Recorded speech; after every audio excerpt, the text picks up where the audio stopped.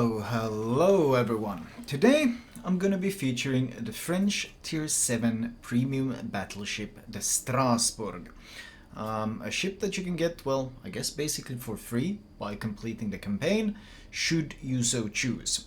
I'm running the black camo here, which kind of really highlights just how incredibly similar this ship is to the Dunkerque. I've seen some people compare it to a down-tiered Jean Bart, but I find that to be very inaccurate. Saying it's Dunkirk that's up-tiered is probably a lot more accurate. Now, the first thing you'll probably notice looking on the minimap is one of the greatest weaknesses of the Strasbourg, and that is the absolutely ridiculous concealment. The ship has a 14.8 kilometer surface concealment, and it's hard to really put into perspective how terrible this is. The likes of the Duke of York gets 12.7. Even the gigantic Hood sits at 14.1 kilometers. The recently released Florida sits at 12.1 kilometers. The TLDR is that a 14.8 kilometer concealment is terrible. It is absolutely just unmitigated garbage. So the plane spotting is 8.6, which isn't as bad, and the smoke firing penalty is actually quite small at 12 kilometers, but that's mostly thanks to the low caliber of guns. But in terms of concealment, the Strasbourg is a big loser, and this actually really shows itself when you get further in touch with the armor scheme on this ship. I played this ship for, I don't know, maybe about 10 games during testing, or well, before it was released, and then after it's been released I played maybe about 8 games or so. I feel like I've gotten a pretty good grasp of how to play this ship, and honestly the best way to play this ship is just as a cruiser. The fundamental issue with the Strasbourg is that it is covered entirely in 26mm plating, very much like the Dunkirk. Now, this wouldn't be as much of an issue if it wasn't for the fact that the concealment is always also terrible. And the downside of having 26mm plating is that basically every single ship overmatches you. 380mm guns and larger overmatch your ship. So this means on the right side we can see the likes of Nagata and Gneisenau. Both of them overmatch you. Even some lower tier ships, like tier 6, like Warspite or just Queen Elizabeth or Bayern, even these guns overmatch your pitiful armor. So in terms of tankiness, you basically have none. 52.6k health at tier 7, I mean, we're looking at the Nagata in front of us sitting at 65,000, not exactly impressive. We got more health pool than the Gneisenau over there, but obviously his armor is far superior to our thinly coated 26mm of plating. Add in the fact that the Citadel basically extends through the entire ship, and it is above the waterline, and the French turtleback honestly doesn't do a whole lot. Means that if you're caught broadside, you will absolutely be citadeled. In fact, I've gotten citadeled through the nose, I've gotten citadeled through the stern. Basically anywhere you can be citadeled, I've gotten citadeled in this thing. So concealment, tankiness, basically non-existent, and you will see some carrier attacks during this game, and you will see, well, you might wonder why I'm doing so little damage to them, and that's because the flak, the continuous flak, or the continuous damage this AA puts out is 89. No, that wasn't a mistake. I didn't mean to say 189 or 890 or something like that. No, it's literally 89, double digits. The short range is 105, the mid range is 21, and the long range is 84, with a 75% probability.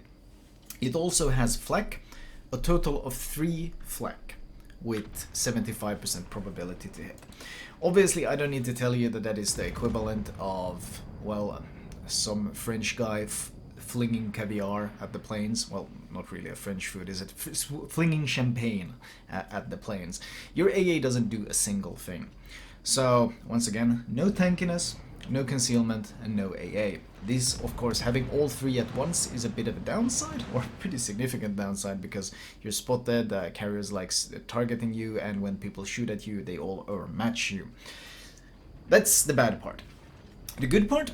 Well, not a whole lot there, but the speed is actually quite nice. It does 31 knots with a speed flag. It has a 730 meter turning circle and a 14-second rudder shift. This means that the ship for tier 7 is actually quite fast.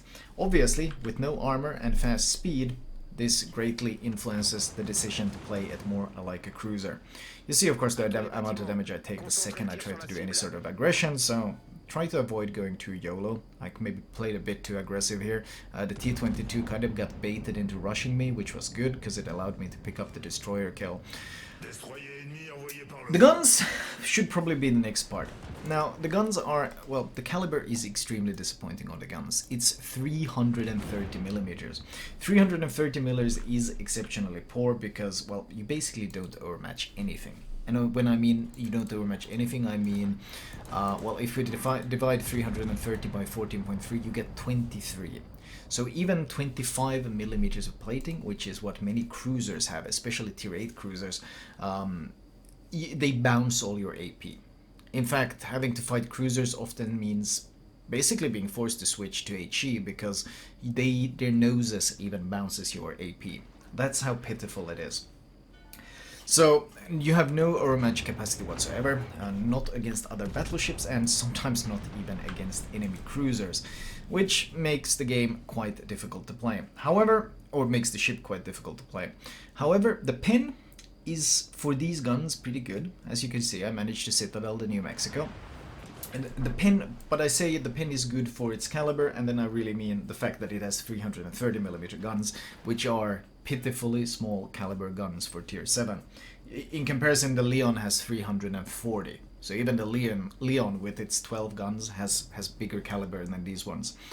On the flip side, the pen is good for the caliber, which means that you have better pen than, for example, Leon's 340s or King George's 356. But when it comes to any actual real tier 7 BBs like Gneisenau, Nagato, Colorado, Sinop, they all have better penetration than you. Some of them significantly better penetration than you, and of course, more importantly, because they all have bigger caliber guns, they also come with overmatch, which once again you lack. So yeah, P shooters is probably the most accurate thing you could describe these things as. You have decent fire chance at 35%, 4.8k alpha. The AP alpha is really underwhelming. Your citadels do 9.7k, which means that, well, you can actually, well, you can do citadels and do less than 10,000 damage, which is honestly quite a super cruiser experience, which once again fits the playstyle of the ship being very super cruiser-esque. You might notice me getting a lot of overpens, and I noticed this even when shooting these like broadside cruisers, giving a lot of citadel, even tier 7 Azara, which is fairly tanky, a lot of overpens all the time. This was very, very common in this thing. The gimmick on this ship is of course the fact that it does have a reload booster. That's the justification for putting this thing at tier 7.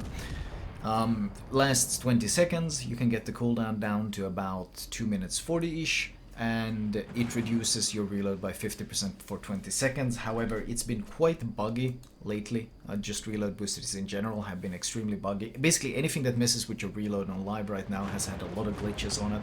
Expert loader, the reticle turns green, it looks like you can shoot, but then when you click your mouse nothing happens. The same thing happens with reload booster. It tells you the guns are ready, you click mouse 1, and your guns can't shoot anymore. See, this is one of those situations that's quite annoying. The Zara is even angled just a bit, and that means I'm hoping to get overpens on his superstructure. If I don't get the overpens on his superstructure, basically I hit anywhere on his hull, well then we're gonna get bounces. And with 8 guns, having to deal with bounces or just, well, straight up shatters is a bit of an underwhelming experience. Overall, the guns have a 25-second reload, which is pretty nice, especially with the reload booster. The damage output that you can get when you use this combination can be quite nice.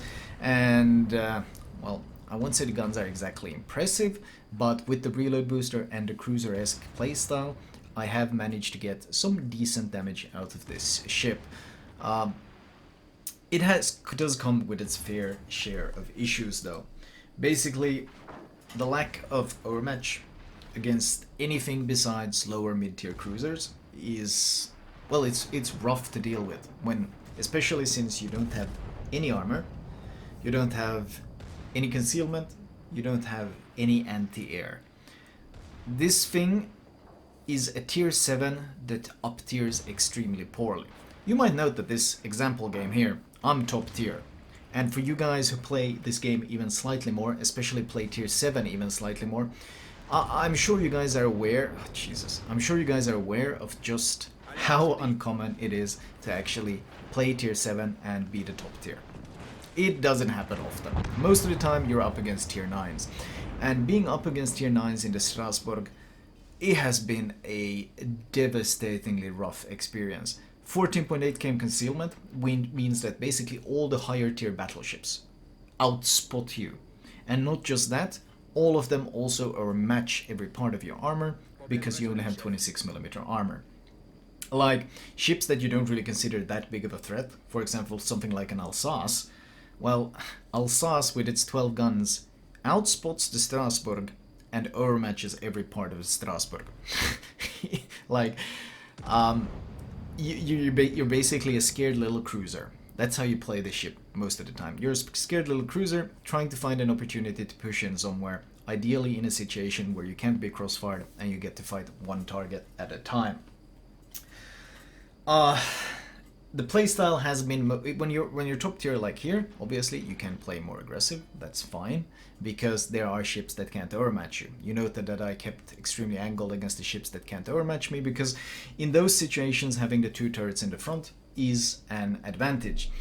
But whereas, for example, the Dunkerque faces a fair amount of ships that it can't overmatch it. Like there's a fair few tier 6 ships that can't overmatch it. The Strasbourg at tier 7, well, there's significantly more ships that just straight up dumpster this thing.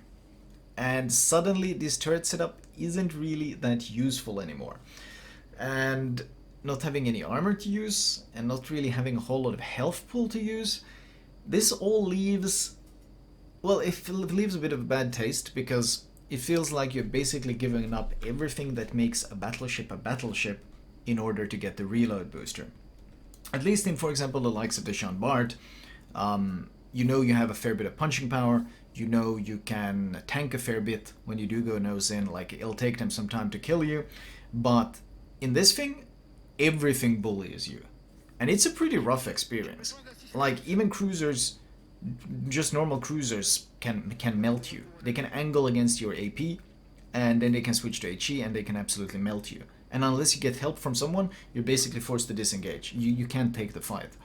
And being rushed by a cruiser who's running down to torp you and not having any ability to deal damage to him except when you switch to HE, well, it's a pretty rough experience. I'm trying to get my teammate Akatsuki. I'm trying to figure out what on earth he's doing. Why is he sitting behind his entire team and away from all the objectives?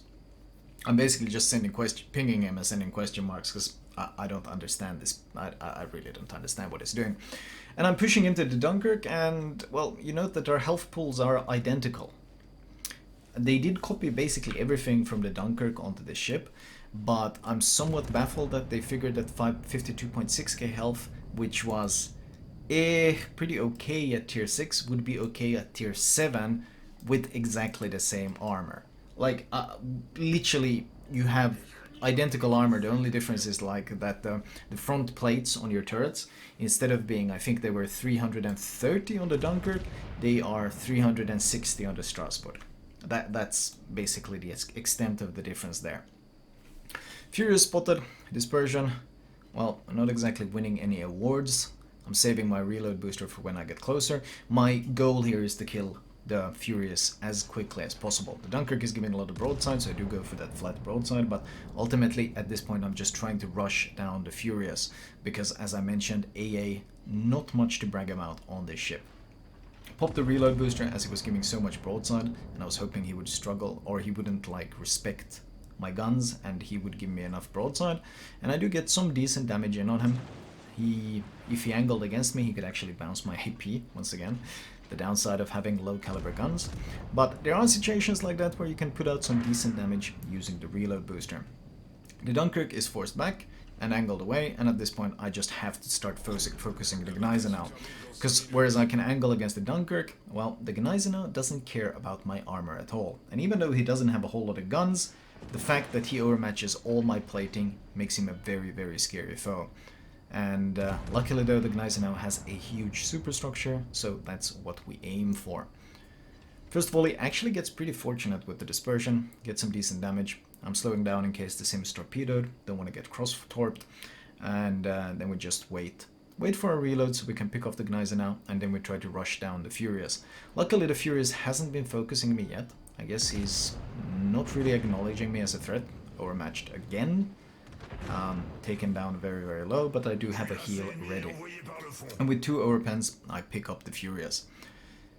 Here, of course, it would be nice to be able to go dark, go undetected, and I think, well, as long as I don't shoot... No, never mind, the Sims... Well, actually, the Sims was behind the smoke, but you could see that you can see the concealment when you wait until my shooting stops. If you look at the minimap when I'm sitting inside B, you can see just how stupidly wide the concealment on this ship is. Even when top tier, you're just spotted from the moon. Carrier comes in, I reinforce the sector, try to make sure he doesn't get a nice drop. There you could see the concealment, just how stupid it is. And I reinforce the sector, and honestly I haven't eaten much HE spam this game, so my AA is mostly intact, but as you can see, the AA basically does nothing at all. And keep in mind that this is a tier 6 Furious, not exactly known as the scariest carrier out there. Luckily though, he's grounded and giving me a lot of broadside, so we will try to punish that as best we can. No citadels, but 10k damage, and oh well, the carrier planes are just flying in my AA. They're basically ignoring it. He just flies straight through my AA. It doesn't do a single thing.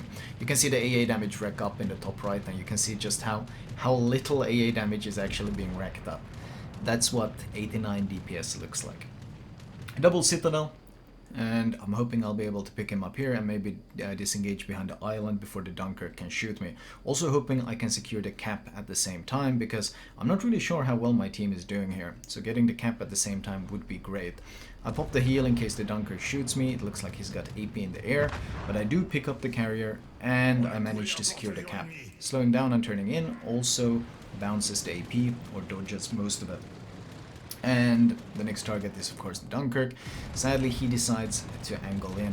Furious drops me, gets the torpedo off and recalls the planes, and not being able to pin a tier 6 battleship in my tier 7 battleship, it's well, it is a bit of a humbling experience, and that's really what playing Strasbourg is.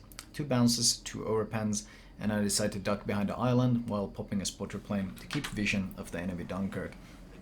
Ideally, he'll stop shooting me, he'll focus on someone else because I'm disappearing behind the island, and then I'm gonna turn right and swing out when he least expects it. At least that is the plan. 3 bounces once again. Tempted to switch to HE honestly at this point. The HE isn't that bad. It's mostly that the dispersion and not having reload booster makes it a unattractive option right now. Friedrich shoots him, and I'm hoping to create a crossfire with the Prince Eitel here. He's turning in, we're slowing down. His guns are pointed away from me, so I go for the superstructure pens. Dispersion once again, not exactly award-winning to say the least. 2600 damage, but he is forced to angle in against me, which means that the Prince Eitel does get a pretty flat broadside to shoot, and he picks up this kill, sadly denying me my Kraken.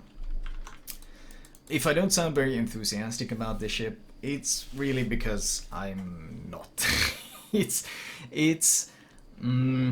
about as close as you can get, I guess, to a battlecruiser in World of Warships, except unlike something like the Scharnhorst, where you actually intend to brawl to some extent in that battlecruiser, you generally don't want to do it in the Strasbourg at all.